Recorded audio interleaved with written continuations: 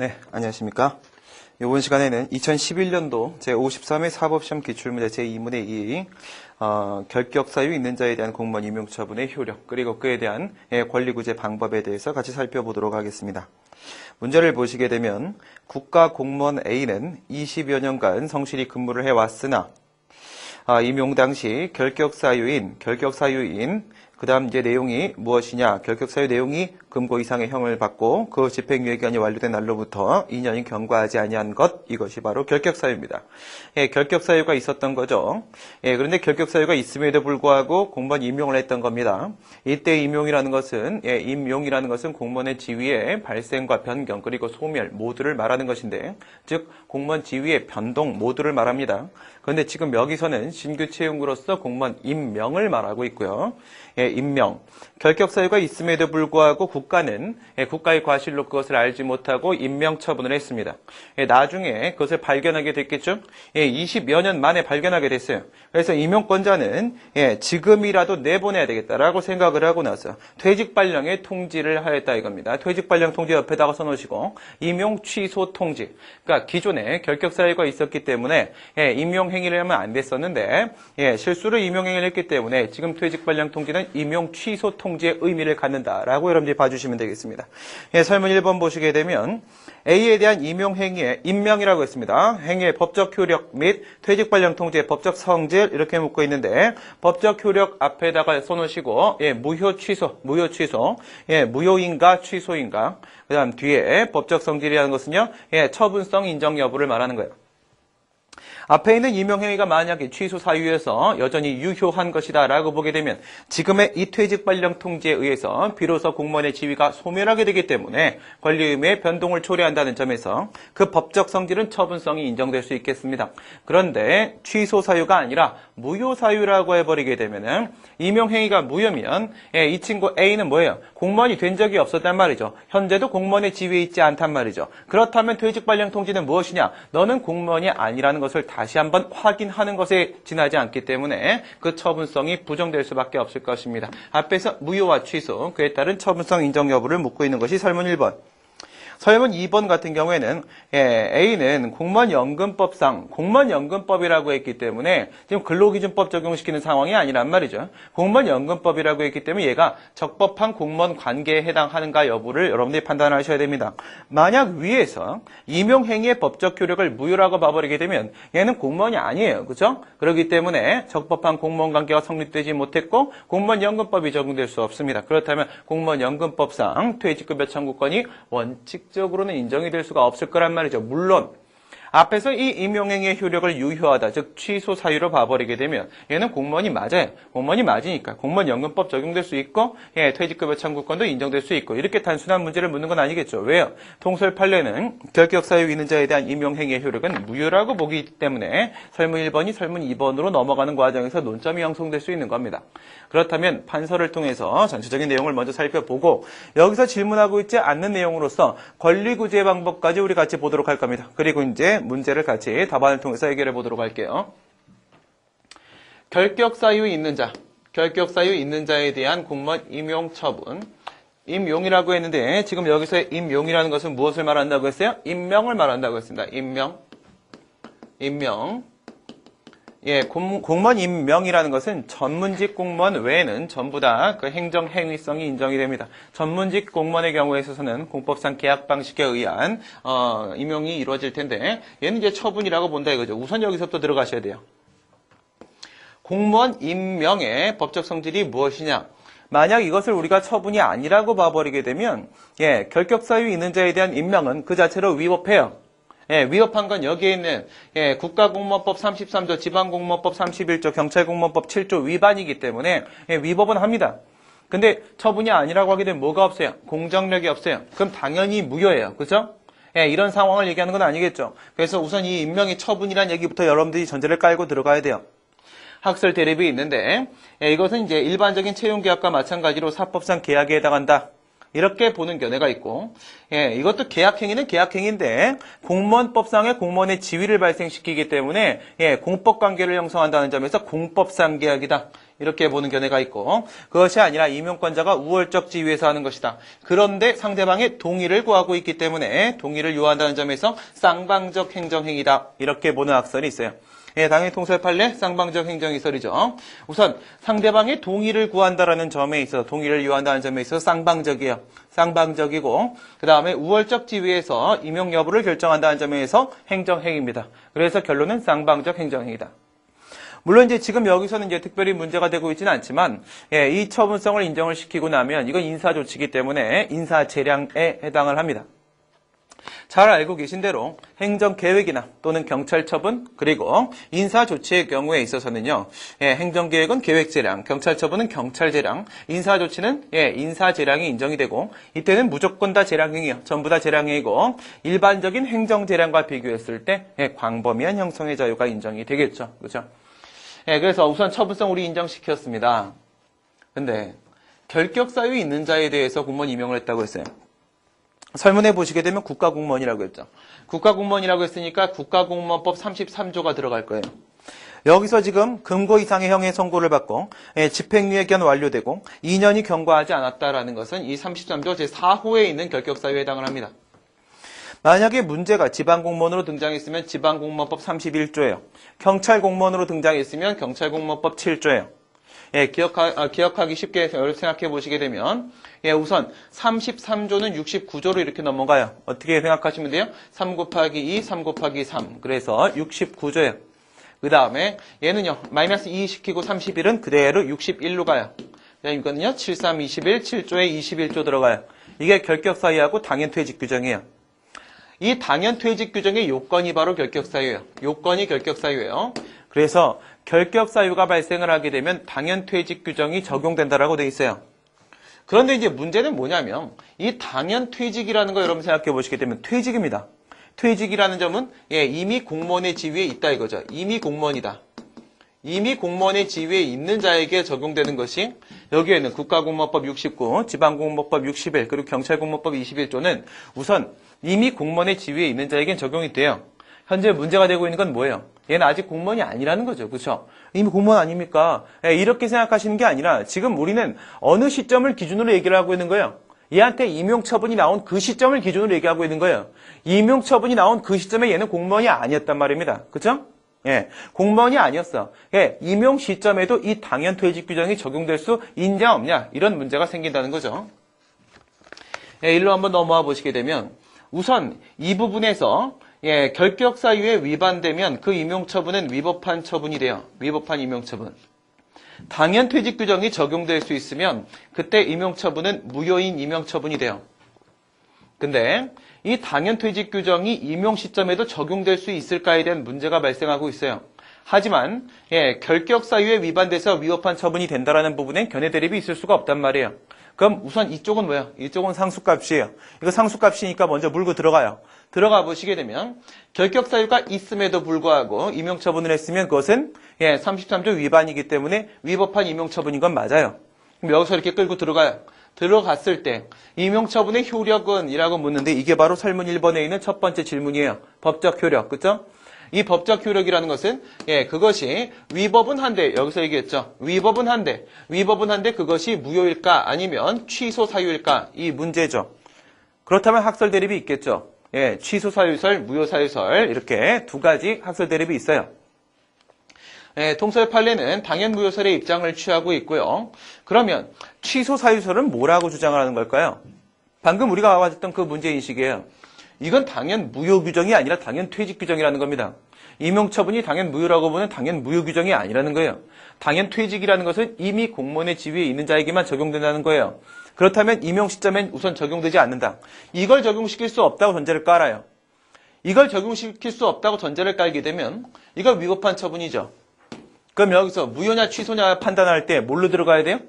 무효와 취소의 구별 기준? 예, 중대 명백성설로 들어가야겠죠? 그래요. 그럼 여기서 이제 중대 명백성설로 들어가 봅시다. 취소 사유설이 뭐라고 주장하는지. 국가도 국가의 과실로 결격 사유가 있는지를 알지 못했다 이거예요. 국가도 알지 못했던 걸 우리 엄마가 어떻게 아냐 이거죠. 그죠? 일반 국민의 관점에서 일견 명백하냐? 누굴 기준으로 보라고 했어요? 예, 엄마 기준으로 보라고요. 엄마가 어떻게 알아? 결격 사유 있는지, 그렇죠? 명백하지 않기 때문에 취소 사유로 봐야 된다. 왜 그렇다? 두 가지 이유가 있었습니다. 첫 번째, 이거 적용되지 않는다. 두 번째, 명백하지 않다. 그래서 취소 사유로 봅니다. 김현태 교수님 같은 경우에 지금까지 취소 사유서를 주장해 오셨었어요. 그런데 작년에 입장 바꾸셨어요. 당연 무효설로 넘어가셨어요. 그 다음에 당연 무효설은 이제 뭐라고 보는 거냐면 이 당연 퇴직 규정이 적용될 수 있다고 보는 거예요. 이게 적용될 수 있으면 이미 공무원의 지위에 있는 자는 당연 퇴직이 되는 것이고 아직까지 공무원이 아닌 자, 즉 임용 시점에는 당연 무효 규정으로서의 의미를 가질 수 있다. 그렇게 해석할 수 있다는 겁니다. 그렇게 해석할 수 있겠습니까? 충분히 그렇게 해석할 수 있죠. 그렇죠? 여러분 그런 거 한번 생각해 보세요. 행정소송법 11조 1항에서 민사법원은 뭐를 할 수 있다고 했어요? 효력 유무를 심사할 수 있다. 이렇게 선결 문제 규정 있죠? 효력 유무를 심사할 수 있다는 것은 효력 유무는 뭘 말하는 거예요? 위법함을 전제로 깔아놓고 나서 무효 취소. 이게 효력 유무죠. 그러면 효력 유무를 심사할 수 있다는 것은 위법성 심사는 당연히 된다는 걸 의미하는 거잖아요. 그러면 여러분 이렇게 한번 생각해 봅시다. 이미 공무원의 지위에 있는 자도 여기 상황에 해당하게 되면 쫓겨나야 돼요. 아직까지 공무원이 되지도 않은 자라고 한다면 저 사유에 해당하게 되면 당연히 들어오지 못하게 하는 게 맞는 거예요. 그렇기 때문에 누구의 신뢰를 더 보호해야 되냐 이거예요. 이미 공무원의 지위에 있는 자의 법적 안정성 보장에 신뢰 보호의 문제가 훨씬 더 크잖아요. 이미 공무원의 지위에 있는 자는 신뢰를 보호해야 됨에도 불구하고 결격 사유 발생하면 내쫓는단 말이에요. 그러면 공무원 임용 시점에는 당연히 들어오지 못하게 막을 수 있다 이거죠. 그래서 당연 퇴직 규정은 임용 시점에 당연 무효 규정으로 해석할 수도 있다 이거예요. 그래서 이제 당연 무효설의 주장이 있습니다. 취소 사유설에 따르게 되면 뭐예요? 권한 있는 기관에 의해서 취소하기 전까지는 여전히 유효하게 통용되겠죠. 이유는 뭐 때문에? 공정력 때문에 그러겠죠. 그 다음에 당연 무효설에 따르게 되면 위법하고 그것은 무효가 돼요. 여러분들이 지금 여기서 얘기하기를 어떻게 되어 있냐면 임용행위의 법적 효력하고 그 다음 당연 퇴직 발령 통지의 법적 성질하고 이렇게 묻고 있는데 중간 다리에다가 뭘 여러분들이 집어넣어 주시냐면 이걸 넣어 주셔야 돼요. 공무원의 지위. 이게 중간에 연결고리 역할을 해줘야 됩니다. 그래서 얘가 위법 유효라고 한다면 임용처분의 효력이 살아있으니까 현재 A의 경우에선 공무원의 지위가 인정이 되는 상황이란 말이에요. 그 다음에 무효라고 보게 되면 처음부터 공무원의 지위가 발생한 적이 없단 말이죠. 이게 이제 중간에 매개고리가 돼주고 나서 그 다음에 이제 당연퇴직 발령 통지.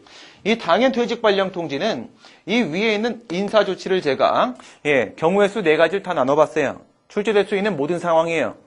임용 취소, 임용 무효. 그러면 여기서 임용 취소 무효, 여기서도 임용 취소 무효. 총 4가지가 나올 수 있겠죠. 그러면 통설 판례에 따라서 우리가 이쪽을 이렇게 타고 들어왔을 때 여기서 당연퇴직 발령 통지는 상대방의 공무원의 지위를 박탈시키기 위한 목적으로 이루어졌다라고 볼 수 있기 때문에 이쪽에 있는 임용 취소 통지 3번째 상황이에요. 그럼 4가지 상황을 여러분들이 다 파악을 해보시게 되면 이 3번째 상황의 결론도 어떻게 나올지 충분히 짐작을 할 수 있겠죠. 그러면 이쪽 인사조치 4가지로 들어가 보도록 합니다. 여기에는 임용 취소 통지하고 여기에는 임용 취소 통지를 동시에 보세요. 그 다음 여기에는 임용 무효 통지하고 여기에는 임용 무효 통지를 동시에 보세요. 취소. 취소라는 것은 뭘 말하는 거예요? 처음부터 위법하게 행해졌기 때문에 그죠? 위법한 그 임용처분을 취소한다. 이거는 상대방의 공무원의 지위를 소멸시키고자 하는 의사표시가 포함되어 있는 거예요. 그럼 여기에는 무효통지 이건 뭘 말하는 거예요? 처음부터 임용처분의 효력이 무효였기 때문에 단순히 무효임을 확인하는 것에 그치는 거예요. 무엇이 포함되어 있지 않아요. 단순히 무효임을 확인하는 것에 그치는 것이기 때문에 상대방의 공무원의 지위를 박탈시키겠다라는 행정청의 의사작용이 개입되어 있지 않아요. 그렇기 때문에 이 무효통지는 무조건 처분성이 없어요. 그러니까 무효임을 확인하겠다라는 것이지 상대방의 권리임의 변동을 초래하겠다는 의사 자체가 없단 말이에요. 권리임의 변동을 초래해야지. 그래야 처분이잖아요. 권리임의 변동을 초래할 의사작용 자체가 없기 때문에 무효통지는 무조건 처분이 아니에요. 그러니까 보통 문제는 어디로 출제가 돼요? 여기에 있는 취소통지 이쪽으로 출제가 된단 말이에요. 그럼 임용권자는 상대방의 공무원의 지위를 박탈시키기 위해서 임용취소통지를 했어요. 근데 잘 보세요. 얘는 공무원의 지위가 있어요.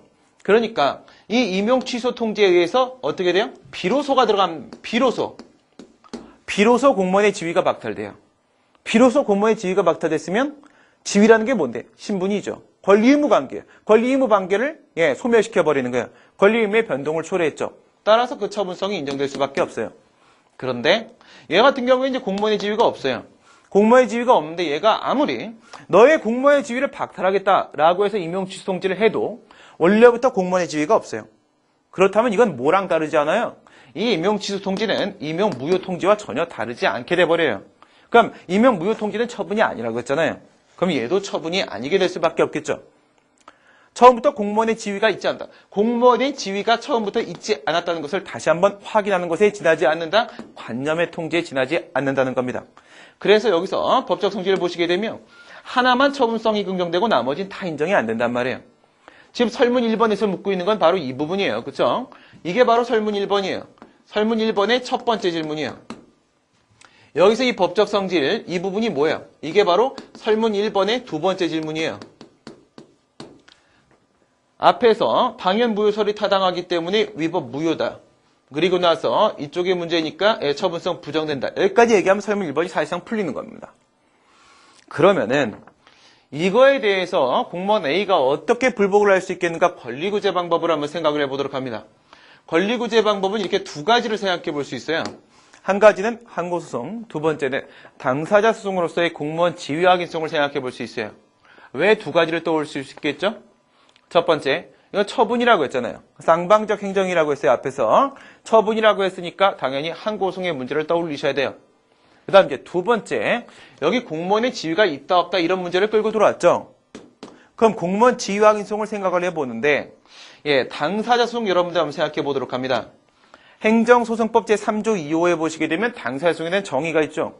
거기 보게 되면 당사자 소송이 두 가지로 구분이 돼요. 하나는 행정청의 처분 등을 원인으로 하는 법률관계에 대한 소송이 하나가 있고 그 밖에 공법상 법률관계에 대한 소송이 하나 있고 이렇게 두 가지가 있어요. 첫 번째, 처분 등을 원인으로 하는 법률관계에 대한 소송이 하나 있어요. 두 번째, 그 밖에 공법상 법률관계에 대한 소송이 하나 있어요. 이게 행정소송법 3조 2호에 나오는 당사자 소송이에요. 그러면 여기에는 처분이 개입되고 여기는 처분이 개입이 안 돼요. 지금 처분이 개입됐어요? 안 됐어요? 임용처분이란 처분이 개입이 됐어요. 그렇죠? 그러면 당사자 소송이라고 했을 때 이쪽의 문제가 아니라는 걸 여러분들이 어렵지 않게 알 수 있어요. 그러면 공무원의 임용에 대한 문제와 관련돼서 이 그 밖의 공법상 법률관계 이쪽에 있어서의 공무원 지위 확인성 문제는 아예 출제가 될 수 없나요? 그건 아니죠. 처음에 말씀드린 대로 전문직 공무원, 계약직 공무원을 제외한 나머지 공무원 임명은 쌍방적 행정이라고 했어요. 그럼 남아있는 게 있잖아요. 전문직 공무원에 대해서는요, 공법상 계약 방식으로 채용을 한단 말이에요. 그럼 걔 같은 경우에 처분이 없어요. 그렇죠? 계약밖에 없단 말이죠. 이럴 때는 뭘로 들어갈 수 있어?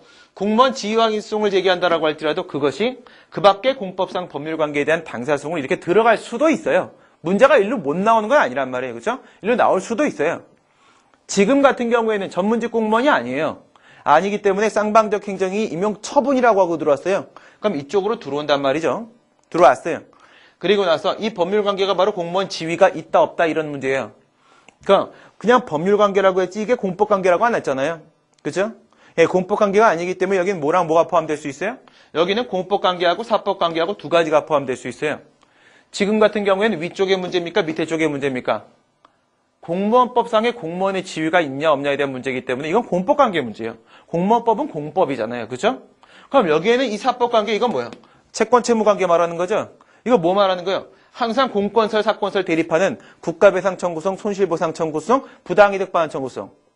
판례는 사건설에 따라서 이걸 사건으로 보고 국가배상 청구권, 손실보상 청구권, 부당이득 반환 청구권 사건으로 보고 소송은 전부 다 민사소송으로 보죠. 예, 학설 다수는 어떻게 봐요? 예, 공권으로 보고 당사소송으로 본단 말입니다. 이게 바로 이쪽에 대한 문제예요. 그러면 지금의 상황은 이쪽의 문제가 아니고 이쪽의 문제가 아니고 이쪽의 문제로서 공무원 지위 확인성을 제기할 수 있다 이거죠. 그러면 항고소송을 제기할 수 있는 건 처분이 있기 때문이에요. 두 번째, 공무원 지위 확인성을 당사소송으로 볼 수 있는 것은 그 안에 처분 등을 원인으로 한 법률관계, 공법관계가 포함되어 있기 때문에 그래요. 이건 두 가지 살펴보도록 합니다. 여기서 임용 취소, 임용 무효 통지 등에 있어서의 인사조치, 지금은 당연퇴직 발령 통지라는 이름으로 등장을 해줬어요. 얘는 원래 뭐예요? 이런 식의 당연퇴직 발령 통지는 임용 시점의 문제가 아니에요. 임용이 제대로 됐냐 안 됐냐에 대한 문제가 아니에요. 적법하게 이미 공무원 지위가 형성된 사람인데 중간에 무슨 일이 발생돼? 결격 사유가 발생돼. 그러면 국가공무원법 69조 적용을 받게 돼. 그럼 당연퇴직 사유가 발생했어. 그죠? 예, 이런 경우 이미 공무원의 지위에 있는 자에게 적용되는 논의가 바로 당연퇴직 발령 통제예요. 근데 지금은 임용의 문제임에도 불구하고 표현을 이렇게 했어. 이럴 때 여러분들 제가 항상 드리는 말씀이 있죠. 문제가 표현을 잘못하거나 문제 출제 오류가 있다라고 해서 그거 갖고 여러분들이 신경 쓰지 마세요. 이거 잘못됐어 이런 생각하지 마세요. 주어진 조건에 따라서 여러분들이 점수를 득점할 수 있는 방법을 생각하세요. 지금 이 상황은 이 네 가지 중에서 임용취소 통지 이쪽에 대한 문제인 걸 여러분들이 캐치하셔야 돼요. 예. 그리고 나서 이쪽에 대한 문제를 푸셔야 돼요. 그러면 이 임용취소 통지, 임용무효 통지라는 이 인사조치가 이게 뭐기 때문에 침익적이기 때문에 그렇죠? 침익적 행정작용이기 때문에 여기에 대해서 불복을 하겠죠. 불복을 하는 방법을 생각해 보세요. 그러면 얘가 처분이냐 아니냐에 따라서 항고송을 제기할 수 있냐 없냐에 대한 문제는 대상적격 문제가 걸릴 수밖에 없어요. 예, 여기 임용취소, 임용무효 통지의 상대방이기 때문에 원고적격 이런 문제는 없죠. 협의해석 이런 문제 있어요? 없겠죠. 예, 공무원 지위가 소멸됐다가 다시 공무원 지위가 부활한단 말이에요. 그럼 재판의 필요성은 당연히 인정이 돼요. 그렇기 때문에 여기서 문제가 될 수 있는 건 대상적격의 핵심이에요. 처분성이 인정되는 건 오직 맨 위에 있는 거 하나밖에 없다고 했어요. 그렇다면 여기선 대상적격이 충족되겠지만 얘들은 다 인정이 안 돼요. 인정이 안 되면 밑에 있는 세 가지 경우에 있어서는 항고송을 제기한다라고 해봐야 대상적격 금결로 다 각하돼 버려요. 그럼 여기 있는 공무원 지위 확인송 보도록 합니다. 얘 공무원 지위 있어요 없어요? 있죠. 공무원 지위 확인송 제기할 수 있으면 인용 판결 나오겠어요 안 나오겠어요? 나 공무원 지위 있다고 확인해 주세요. 공무원 지위 있어요. 인용 판결 나오겠죠. 맞아요? 아니죠. 가만히 생각해 보세요 여러분들.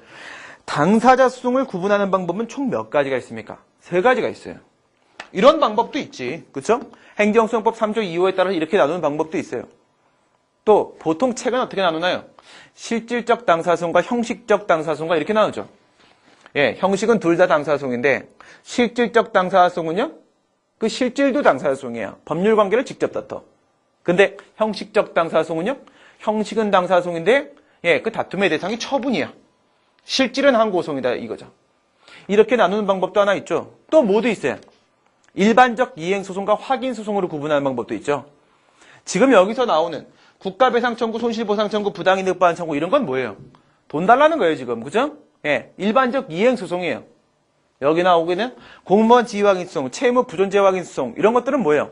확인소송이에요. 일반적 이행소송과 확인소송으로 당사소송을 또 구분할 수도 있죠.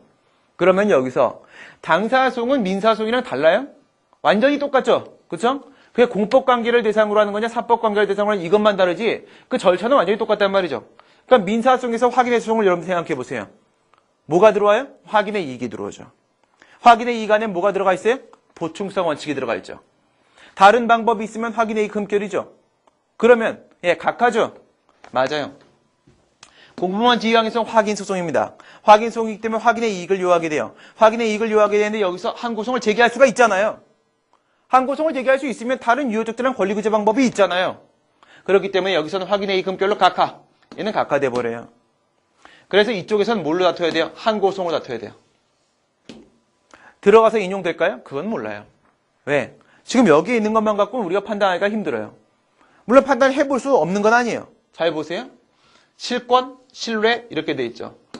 이건 뭘 말하는 거냐면 이렇게 작용법적 문제가 출제가 될 때는 이쪽을 칠 때도 있어요. 예를 들어서 예, 장기간 얘가 근무를 해오지 않았어요. 그럼 실권의 범위 적용될 수는 없겠죠. 하지만 얘는 이런 주장을 할 수 있겠지. 네가 나한테 임용처분한 거 나 그거 정당하다고 믿었어. 뭐 2년 3년 근무했다고 생각해 보세요. 나 계속해서 근무할 수 있을 거라고 믿었어. 내 신뢰를 보호해줘. 라고 하면서 신뢰보호원칙을 주장할 수도 있을 거예요. 그러면 이 신뢰보호원칙 주장하게 되면 이 신뢰보호원칙 주장이 예, 인용될 수 있겠어요? 인정될 수 있어요? 이건 인정될 수 없어요. 이런 경우 두 가지 한번 나눠봅시다. 종류는 이 두 가지밖에 없어요. 첫 번째, 난 나한테 결격 사유가 있는지 몰랐어. 이렇게 주장을 하게 되면요. 예, 공무원이 되려고 하는 놈이 공무원법상 결격 사유 규정도 한 번도 확인 안 해봤냐? 이러면 상대방의 중대한 과실이 인정돼요. 그러면 보호 가치 있는 신뢰가 인정이 안 됩니다. 두 번째, 만약 얘가 결격 사유가 있다는 것을 스스로 자기한테 결격 사유 있는 걸 알고 있었다면요. 임용처분이 위법하다는 걸 알고 있었던 거예요. 그건 뭔데요? 사전에 위법성을 인지한 것이죠. 결격 사유가 있는지를 몰랐다고 하면 중대한 과실이 인정돼요. 그 다음, 결격 사유가 있는 것을 알고 있었다고 한다면 사전에 위법성을 인지했던 것이에요. 그렇기 때문에 얘는요, 아무리 신뢰를 형성했다고 주장을 해도 그것은 보호 가치 있는 신뢰라고 볼 수가 없어요. 따라서 장기간 근무한 것이 아니라고 한다면 실권의 법리를 주장할 수는 없고 오직 신뢰보호 원칙밖에 주장할 수 없는데 이때는 예의 귀책 사유가 인정되기 때문에 신뢰보호 원칙은 받아들여질 수 없어요. 기각이죠. 장기간 근무한 경우라고 한다면 지금 같은 경우에요. 20여 년간 근무해왔다고 했죠. 이렇게 되면 예의 신뢰가 나 임용처분 정당한 거라고 믿었어. 그리고 나 계속 근무할 수 있을 거라고 믿었어. 그 정당성과 존속성에 대한 신뢰라는 것이 강화될 대로 강화된 거야. 20년 동안. 그죠? 그럼 예의 신뢰를 보호해줘야 돼요. 이런 경우에 있어서는 실권의 범위가 적용될 수 있기 때문에 이때는 인용 판결이 나올 수도 있어요. 아시겠죠? 그래서 여기서 이제 항고송을 제기해야 되는 상황이고, 장기간 근무했으면 인용될 수도 있어요. 인용 판결. 장기간 근무한 게 아니면 신뢰보호 원칙 주장해봐야 기각될 수밖에 없다. 이게 첫 번째 상황에 대한 결론입니다. 두 번째 상황 보도록 합니다. 임용 무효 통지는 처분이 아니기 때문에 항고송을 제기할 수 없어요. 그러면 얘 공무원 지위 있어요? 있네요. 공무원 지위 있는데 다음날 아침에 출근해보면 뭐가 없어요? 책상 없어요. 쫓겨났어요. 그럼 뭐야? 나한테 공무원 지위가 있다는 걸 좀 확인해 줄래요? 라고 법원으로 찾아갈 수밖에 없겠죠. 찾아가요. 확인의 이익 인정돼야 안 돼요? 인정되죠. 왜? 다른 방법이 없어요. 다른 방법이 없기 때문에 보충성 원칙 충족되죠. 확인의 이익 생각해보세요. 첫 번째, 현존하는 법적 지위의 불안. 두 번째, 판결을 통한 권리존보의 확정 필요성. 세 번째, 보충성 원칙. 현존하는 법적 지위의 불안 있습니까? 없습니까? 있죠. 책상이 없어졌어요. 판결을 통해서 나에게 공무원의 지위가 있다는 권리존보에 대한 확정 필요성 인정돼요. 항고송을 제기할 수 없기 때문에 다른 방법도 없어요. 확인의 이익 충족. 들어가겠죠. 그러면 공무원 지위 확인송에서는 뭐만 판단해요? 쟤한테 공무원 지위가 있는지 없는지만 판단해요. 공무원 지위 있어요? 없어요? 있어요. 그러면 인용 판결 나오겠죠. 권리구제 되겠네요. 그죠? 그 다음에 세 번째 보시게 되면 임용 취소 통지예요. 임용 취소 통지 처분성 인정됐었네. 처분성 인정될까요? 아니죠. 공무원 지위가 없어요. 공무원 지위가 없기 때문에 너의 공무원 지위를 박탈시키겠다라고 임용 취소 통지를 해봐야 원래부터 공무원 지위가 없기 때문에 이건 임용 무효 통지와 다를 바 없다고 했어요. 처분이 아니에요. 처분이 아니니까 대상적 흠결이에요. 항고송 안 돼요. 그럼 또 공무원 지위 항고송 넘어가겠죠? 확인의 이익 인정돼야 안 돼요? 인정되죠. 확인의 이익은 인정돼요. 근데 본안 들어가 보면 어떻게 돼요? 공무원 지위가 없어. 공무원 지위가 없기 때문에 공무원 지위 확인송을 제기하면 기각이죠. 그 다음에 마지막 임용 무효 통지 보시게 되면 임용 무효 통지는 무조건 처분이 아니라고 했어요. 역시 마찬가지로 항고송을 제기할 수가 없어요. 그러면 여기서 확인의 이익 인정돼요? 이건 인정될 수 있겠죠. 역시 마찬가지로 공무원 지위가 없기 때문에 기각될 수밖에 없다는 겁니다. 여기까지의 상황을 여러분들이 이제 보시게 되면 설문 1번을 풀 수 있습니다. 그 다음에 설문 2번 쪽에서 과연 지금 여기서 국가공무원 A가 20년이 지나고 60살이 돼서 퇴직을 하는데 퇴직급여를 달라고 요구할 수 있겠는가? 퇴직급여 청구권 인정 여부에 대해서 살펴보도록 합니다. 여기를 보시게 되면 이제 학설이 있긴 있습니다. 신뢰보호설, 하자치유설, 기여금설 이런 게 있는데 기여금설이 이제 다설이고 이렇게 결론이 나올 겁니다. 판례는 어떤 경우에도 결격사유 있는 자에 대한 임용처분의 문제라고 한다면 퇴직급여 청구권은 무조건 다 부정. 판례는 근로기준법 적용시켜서 퇴직급여 주는 것도 부정해요. 판례는 다 부정해요. 근로자도 아니라고 봐버려요. 그런데 학설은 그렇게 보지 않죠. 그래서 기여금설을 가지고 한번 보도록 할게요. 기여금설은 뭘 말하는 거냐면 국가 너도 공무원 A 너도 서로 간에 부당이득을 취하고 있는 부분이 있다라고 봐요. 국가는 어떤 부당이득을 취하고 있을까요? 국가는 어떤 부당이득을? 공무원 A가 지금까지 노동력을 제공했어요. 공무원 A가 제공한 노동력을 지금 얘가요? 무상으로 지금까지 향유해 왔기 때문에 부당이득이 근로 제공한 부분만큼이에요. 그 다음에 공무원은 어떤 부당이득을 취하고 있어요? 얘는 적법한 공무원이 아니에요. 실은 공무원도 아니죠. 공무원도 아님에도 불구하고 얘는 지금까지 봉급을 받아왔어요. 급여 제공을 받아왔거든요. 이 부분에 부당이득을 취하고 있어요. 만약에 말입니다.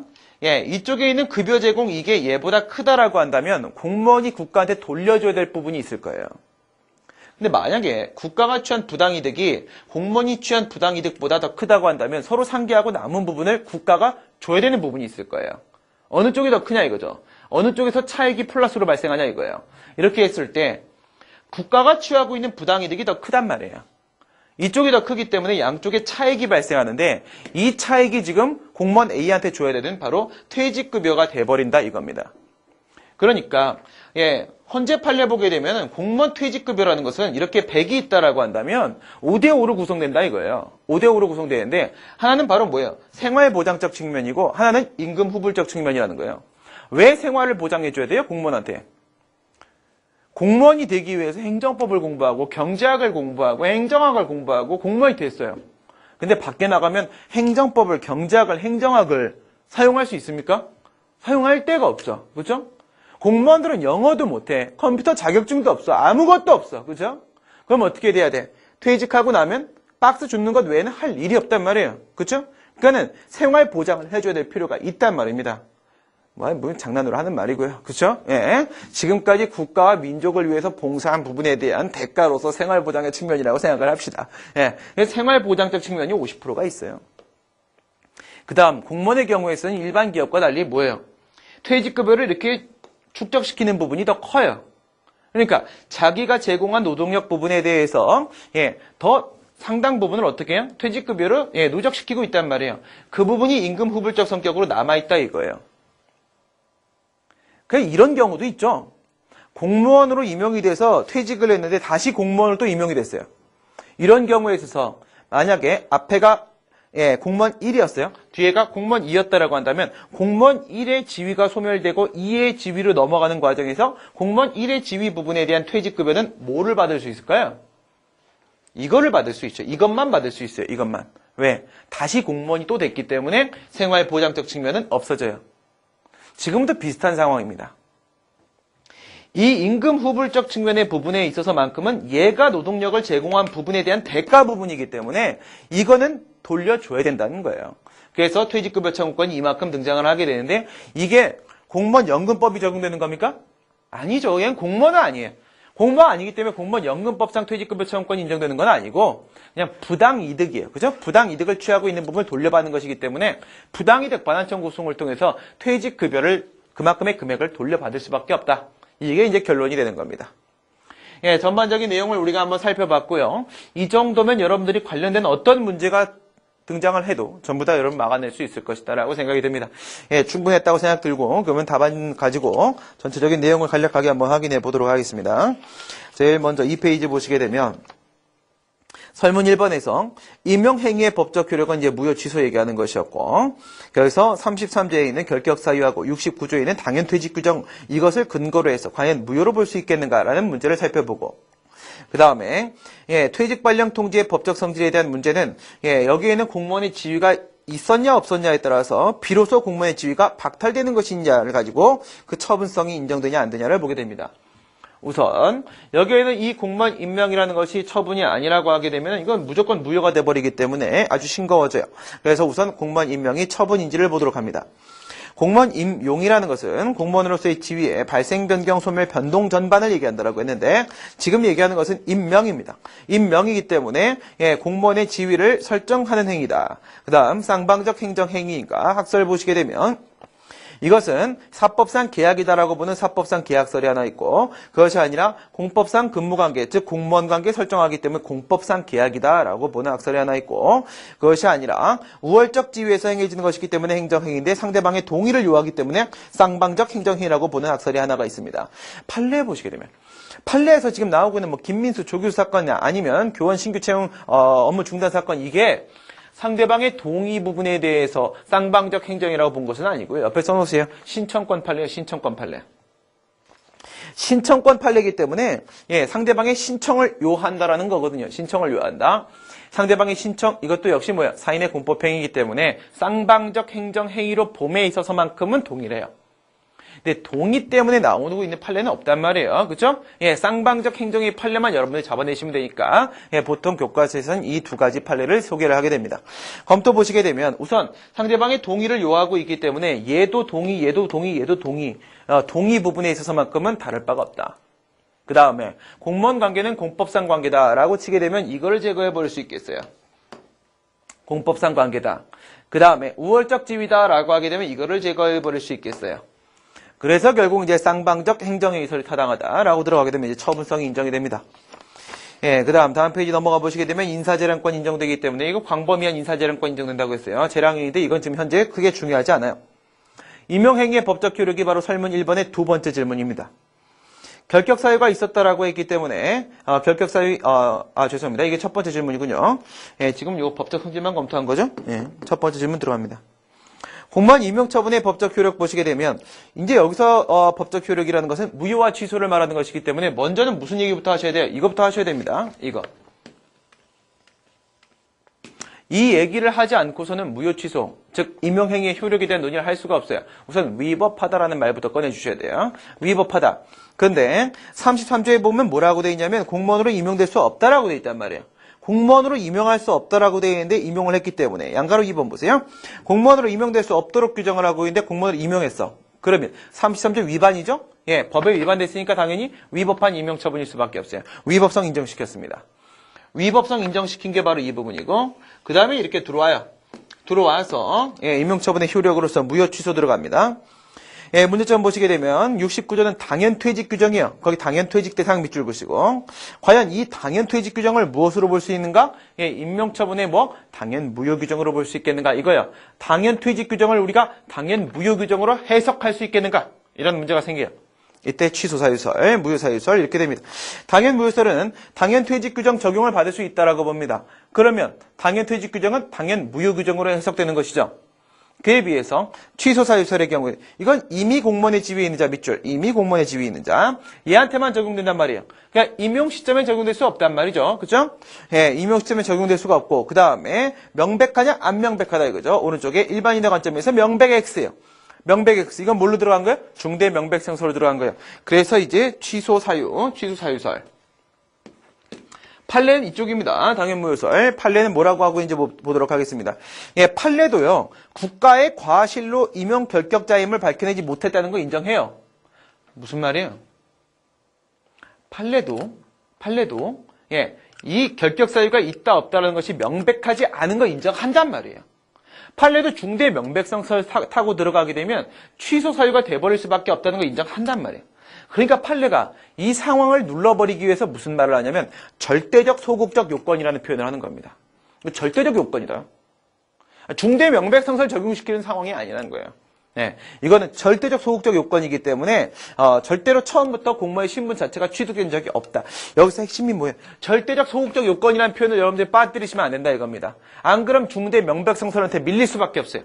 중대 명백성설에도 불구하고 이건 절대적 소극적 요건이기 때문에 당연 무효다. 이렇게 보는 것이 바로 판례 입장입니다. 교과서에서는요. 통설적 견해, 당연 무효설을 주장할 때 항상 등장하는 말이 바로 뭐냐면 고도의 도덕성이에요. 공무원은 일반인과 비교해 봤을 때 고도의 도덕성이 요구되기 때문에 결격 사유 있으면 당연히 무효로 봐야 된다. 이렇게 해요. 이거 빠뜨리지 마시고. 그 다음 이제 두 번째 있는 상황 한번 보도록 하겠습니다. 두 번째 얘기는 바로 뭐냐면 제가 처음에 말씀드렸던 그 얘기예요. 이미 공무원의 지위에 있는 자도 결격 사유가 발생하게 되면 내일 쫓겨버리는데 아직까지 공무원의 지위에 있지도 않은 자라고 한다면 당연히 무효로 봐야 되지 않겠느냐. 들어오지 못하게 만드는 게 맞지 않겠느냐. 예, 어느 쪽의 신뢰를 더 보호해야 되겠느냐 이런 문제예요. 예, 굉장히 논리적이죠, 그렇죠? 예, 여러분들이 이런 표현을 좀 더 써주시게 되면 답안지가 굉장히 보기가 좋아질 수 있어요, 그렇죠? 그 다음에 이렇게 보면 이제 결국 처음부터 효력이 없는 처분 이쪽의 문제다라고 이렇게 하고 들어가게 됩니다. 그러면 이제 여기에 있는 인사조치로서 퇴직 발령 통지, 예의 법적 성질을 논의하기 전에 뭐부터 얘기해야 된다고요? 공무원의 지위 이 얘기를 해주셔야겠죠, 그렇죠? 공무원의 지위. 당연 무효인 처분이라고 했습니다. 그렇다면은 4번의 퇴직 발령 통지의 법적 성질에서 오른쪽 맨 끝에 보시게 되면 처음부터 공무원의 지위가 발생하지 아니하였다. 밑줄 그어주시고 처음부터 공무원의 지위가 발생하지 아니하였다. 그러면 얘는 뭐예요? 세 번째 줄에 예, 공무원의 지위에 있지 않음을 다시 한번 확인이에요. 공무원이 아니잖아요. 그럼 당연 퇴직 발령 통지에 의해서 비로소 공무원의 지위가 소멸되는 게 아니란 말이에요. 그렇죠? 어떻게 된 거라고요? 원래부터 공무원의 지위가 없다는 걸 다시 한번 확인한 것에 지나지 않는다? 그 뭔데? 관념의 통지다. 이것 때문에 권리임의 변동 처리하는 건 아무것도 없다. 처분이 아니다. 여기까지가 설문 1번의 해결 끝입니다. 설문 2번은 간단하니까 금방 끝내도록 하겠습니다. 얘가 지금 20여 년 동안 아주 성실하게 근무를 해왔어. 그런데 형평성 원칙에 문제가 있죠. 아니 옆에 있는 B랑 여기 있는 A랑 똑같이 성실히 근무를 했어. 근데 얘는 퇴직급여를 받고 얘는 못 받는단 말이야. 구제할 수 있는 방법은 없겠는가? 예, 이런 얘기를 하고 있는 거죠. 형평성 원칙 얘기를 하고 있는 겁니다. 신뢰보호설. 예, 장기간 직무에 종사했다라고 한다면 퇴직급여를 거부하는 건 신뢰보호 원칙에 반한다. 뭐예요? 근무를 하면서 뭐만 생각하겠어요? 예, 20년 뒤에 내가 퇴직을 할 때 얼마를 받을까? 이것만 생각하면서 20년을 살아왔는데 돈을 안 준다. 예, 신뢰보호 원칙에 반할 수밖에 없다 이거예요. 왜 돈을 주자? 근데 뭐에 근거해서 주자? 예, 공무원 연금법에 근거해 주자는 거예요, 얘들은. 그 다음에 하자치유설. 야, 무효 취소, 너희가 취소로 보게 되면 얘 공무원 맞으니까 공무원 연금법상 퇴직급여 줄 거 아니야. 이거랑 이게 명백하니? 상대적인 개념 아니니, 그죠? 이런 얘기로 한번, 보석 깔고 들어가요. 그리고 나서, 오랫동안 근무해오는 과정에서 처음에 그 결격 사유에 있었던 하자가 있다고 하더라도 그 이미 치유됐다고 봐야 되지 않겠어? 이렇게 하는 게 하자치유설이에요. 얘도 뭐를 근거로? 공무원 연금법을 근거로 퇴직급여를 주자고 주장을 합니다. 근데 공무원이 아니었잖아요. 그쵸? 공무원이 아니었기 때문에 공무원 연금법을 적용시키기는 뭐예요? 그래서 이제 기여금서를 한번 보세요. 퇴직급여의 부분 중에서, 퇴직급여의 부분 중에서. 얘가 이제 적법한 공무원 아니었으니까 얘의 생활보장까지 해달라고 내가 요구하지는 않겠다. 이건 포기하겠다. 그렇다고 할지라도 얘가 지금까지 납부한 기여금이 있지 않겠는가? 임금 후불적 성격. 이 부분 얘기하는 겁니다. 자신의 노동력 제공에 대한 대가 부분을 얘기하는 거예요. 이 부분에 대해서는 지급을 해야 되지 않겠는가? 근데 이거는 공무원 연금법을 적용시키자는 건 아니에요. 알겠죠? 예, 요건 이제 부당이득이 성립된다라고 얘기를 하는 겁니다. 판례 보시게 되면 판례는 뭐라고 하느냐면 임용 결격자가 공무원으로 임용돼 갖고 사실상 근무했다. 이걸 뭐라고 불러요? 사실상 공무원이라고 합니다. 사실상 공무원. 예, 적법한 공무원으로서 신분 취득한 것이 아니기 때문에 공무원 연금법상 퇴직급여 청구는 인정될 수 없다라고 해서 부정해버립니다. 우리는 이제 결론 기여금설로 내리도록 합니다. 예, 밑줄 공무원 연금법상 퇴직급여 지급은 X. 공무원 연금법은 적용시키기 힘들 것이다. 그런데 다음 줄에 보시게 되면 차액, 서로 간에 취했던 그 부당이득 간의 차액, 그 차액에 해당하는 기여금, 기여금에 해당하는 임금허불 이 부분만큼은 돌려주고 반환하는 것이 맞지 않겠는가? 그렇다면 이걸 퇴직급여라고 말하긴 뭐하지만 그래도 돌려줄 부분이 남아있다 이겁니다. 그렇죠? 예, 지금까지 우리가 53회 사법시험 기출문제를 살펴봤는데 그렇게 어려운 문제는 아니었었어요. 그리고 설문 2번 같은 경우에는 학설 3개만 기억하면 그냥 풀 수 있는 문제예요. 그렇게 중요한 문제는 아닙니다. 공무원법 문제로 치게 되면 이것은 가장 단순한 문제예요. 공무원법 문 딱 10대 출제할 수 있는 문제가 바로 이 문제예요. 그죠? 사시도 행시도 입시도 마찬가지고 공무원법 문제가 그동안 계속 출제가 안 됐었어요. 그러다가 사시가 제일 먼저 문을 열었어요. 문을 여니까 제일 쉬운 이 문제를 출제할 수밖에 없었던 거라고 보여집니다. 근데 지금 여기서 여러분들이 기억을 해 놓으셔야 될 건 뭐 이 문제가 다시 나올 건 아니니까. 그죠? 예, 이 문제보다는 여러분들이 지금 이 흐름을 쭉 한번 기억을 해 주셔갖고 마지막 이 순간에 있는 여기에 있는 이 권리구제산 쟁송수단 부분 이 부분을 여러분들이 좀 기억을 해 놓으시는 게 의미가 있지 않겠는가라는 생각이 듭니다. 예, 지금까지 결격사유 있는 자에 대한 공무원 임용 처분과 그에 따른 권리구제 방법에 대해서 함께 살펴봤습니다. 예, 수고들 많이 하셨습니다. 수고하셨습니다.